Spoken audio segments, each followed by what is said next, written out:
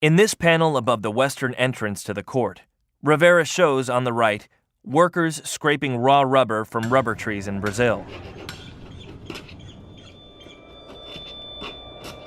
On the far left, dock hands unload the same rubber in Detroit, where it's destined to become auto tires. The water in the middle represents both the Amazon and Detroit rivers, with a huge ship transporting the rubber from one country to the other. The idea is linked to the concept of a Pan-American Union. Behind you, on the opposite wall, you can see Rivera's symbolic vision of that union.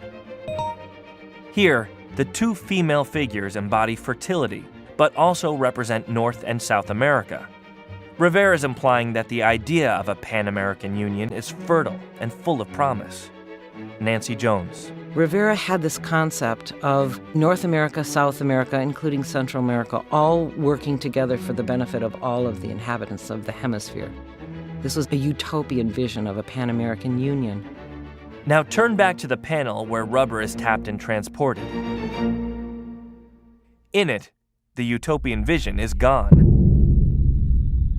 Here we see a kind of a reality of Rivera's dream of a Pan-American Union, but not at all what Rivera had imagined, because the plantations in Brazil, the factory in Detroit, even the ships that carried the raw materials were all owned by Ford. This was an early step in the process of industrial globalization so familiar to us today, and which would have serious consequences for the Detroit automobile industry.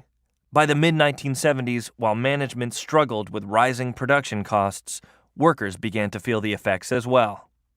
Retired auto worker Lolita Hernandez recalls. We began to see little parts of the plant get nibbled off. The foundry left, and then the engine department left, and nothing came really to replace it. Industry was looking for cheaper work, cheaper resources. The notion that Rivera has laid out in these murals, that industry can be both beneficial and problematic, is something we continue to wrestle with today. On the one hand, industry provides ways for people to make a living and creates products that can make life easier. On the other hand, who gets those jobs? And who reaps the greatest benefits? And at what cost to others?